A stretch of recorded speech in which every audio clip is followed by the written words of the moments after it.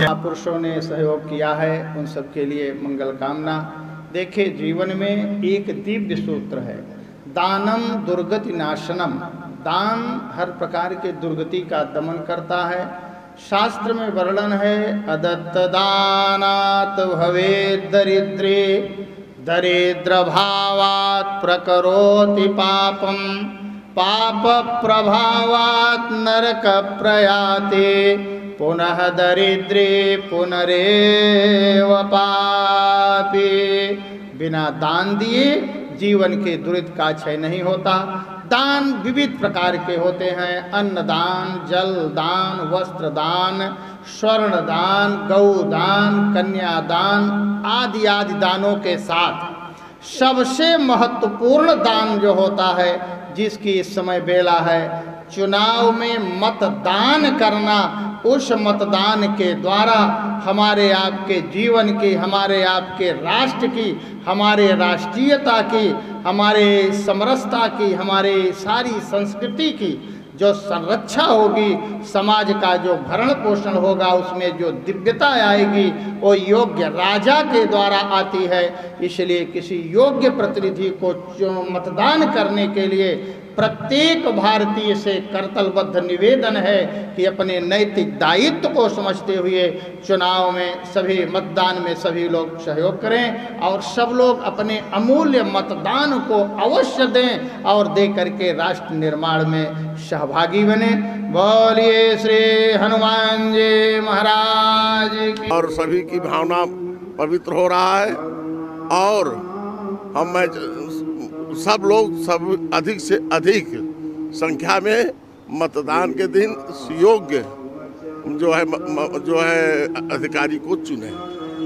हम लोग मिल करके गांववासी, क्षेत्रवासी सब राम कथा का आयोजन रखे हैं। इसमें मतदाताओं को भी जागरूक किया जा रहा है कि मतदान जिस प्रकार से इसमें दान किया गया, उसी प्रकार से मतदान भी करें। ये ब्राह्मण महासंघ फाउंडेशन के तत्वाधान में एक कार्य आयोजित किया गया है। पारिपद धर्म के कलिमहु एक प्रधान, एन केन विधि दीने दान करई कल्याण। दान का बहुत बड़ा महत्व है जीवन में। दान जैसे अन्नदान, धन दान, ज्ञान दान और राष्ट्र के लिए मतदान, क्योंकि आज विचार ही अमर है। यह संसार नश्वर है कि विचार अमर है। तो मत का अर्थ है विचार। आप अपना विचार व्यक्त करेंगे, आप चयन करेंगे योग्य प्रत्याशी का, योग्य व्यक्ति का, जिससे राष्ट्र की नींव मजबूत हो और राष्ट्र का विकास हो। इसलिए मतदान करने से न चूकें और मतदान आपका अधिकार है और मतदान आपकी जागृति का, आपकी जीवंतता का और आपके सक्रियता का प्रमाण है। यहाँ आप समाज में जीवित हैं, जागृत हैं, विवेकशील हैं, विचारशील हैं।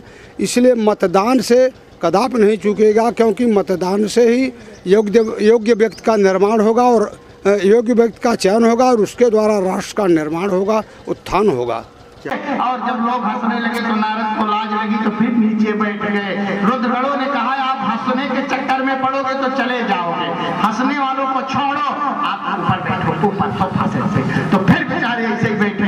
तुलसी बाबा बड़े मजे से इसको लिखते हैं, पुनि पुनि मुनि अरे ओ कसहिया गुलाहे, अब देखी दशा हर गन मुस्काहे। नारद जी उठे, लोग हंसे तो बैठे, फिर उठे, फिर बैठे। कन्या आई और जैसे ही कन्या आई, कन्या ने नारद जी को बैठे हुए देखा, जल करके खाक हो गई।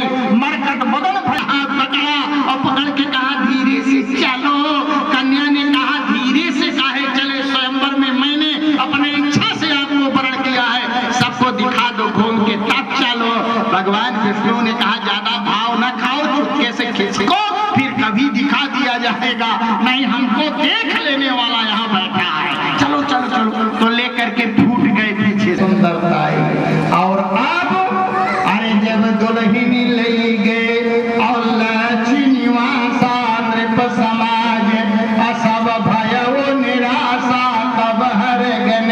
अरे बोले मुस्काई निज मुखम को रबिलो का हो जाए, कथा छोड़े थे आज के लिए इनका सुलोचना प्रसंग सती और जति का यह देश भारत, सतियों और जतियों की महिमा से मंडित हमारा यह गरिमामय भारत देश उसी के बल पर धरती टिकी है। जिस दिन भारत में सती नहीं रहेंगे, जिस दिन जति नहीं रहेंगे, सुलोचना जी और श्री राम जी की वार्ता के माध्यम से आप लोगों को श्रवण करने को मिलेगा। लाइए भैया, आप क्या कह रहे थे, 2 बार भगवान का मंगल में नाम लीजिए। और मैं भी जय जय सीता राम।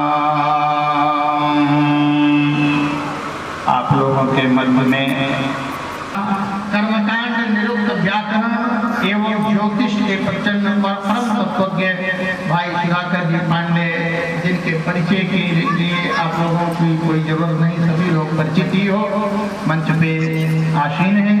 आप लोगों को भगवान की मंगलमयी कथा श्रवण कराएंगे। बोलिए वीर बजरंग बली की, हर हर महादेव। भैया जी आइए।